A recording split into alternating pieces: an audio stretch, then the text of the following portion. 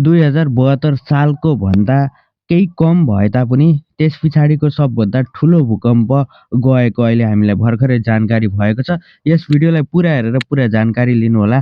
दर्शकबिन नमस्कार, राजधानी नेपालमा तपाईँहरूलाई स्वागत छ। नेपाल र चीनको सीमा क्षेत्रमा 7 मैग्निट्युडको भूकम्प गएको छ। आज बिहान नेपालमा महसुस भएको भूकम्पको केन्द्रबिन्दु नेपाल र चीन सिमाना तिब्बतको डिङ्गे कान्ट्रीमा रहेको पुष्टि भएको छ। खानी तथा भूगर्भविदका अनुसार उक्त क्षेत्रमा 7 मैग्निट्युडको भूकम्प गएको हो। बिहान 6:50 भूकम्प गएको विभागले जनाएको छ। त्यसको नेपालमा प्राय ठाउँमा धक्का दिएको छ।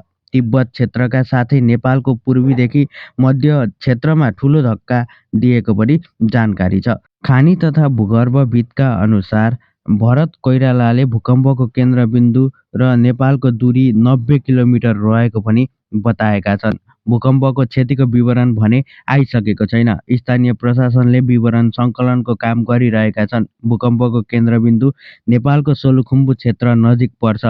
सोलुखुम्बुका प्रहरी प्रवक्ता इन्सपेक्टर लक्ष्मण गिरीले ठूलो धक्का महसुस भएको र क्षति भए नभएको बारेमा बुझ्ने काम भइरहेको पनि हामीलाई जानकारी दिएका छन्। भूकम्पको ठूलो धक्का महसुस भएको छ आज नेपालमा। नेपाल लगायत विभिन्न क्षेत्रमा भारत, त्यसैगरी भुटान लगायत विभिन्न क्षेत्रबाट फेसबुकमा स्ट्याटसहरू आइरहेका छन् भूकम्पले हल्लायो भन्ने सन्दर्भमा।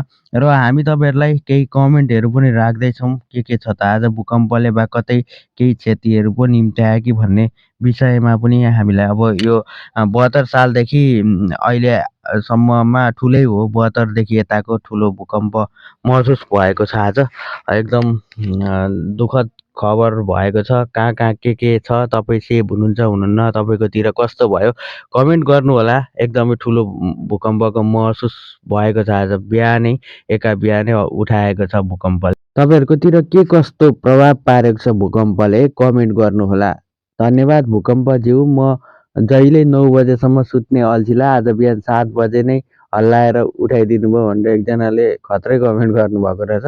सबैमा शुभ प्रभात। भूकम्पको धक्का भयो, सुरक्षित रहनुहोला भन्नुभएको छ। र किरण थापा भन्नुहुन्छ भूकम्प होइन प्राकृतिक अलार्म हो भन्नुभएको छ। अनि त्यहाँदेखि 7 मैग्निट्युडको गएको न्युज चाहिँ अहिले हामीले प्राप्त गरेका छौँ। 7.1 मैग्निट्युडको भनेर भनेको रहेछ।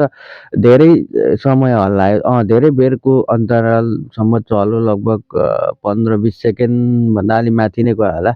हो मलाई नि थाहा भयो भनेर एकजनाले भन्नुभएको छ। भूकम्पको धक्का महसुस तपाईँकोतिर कस्तो भएको छ हामी अपडेटमा छौँ, जानकारी गराउनु होला।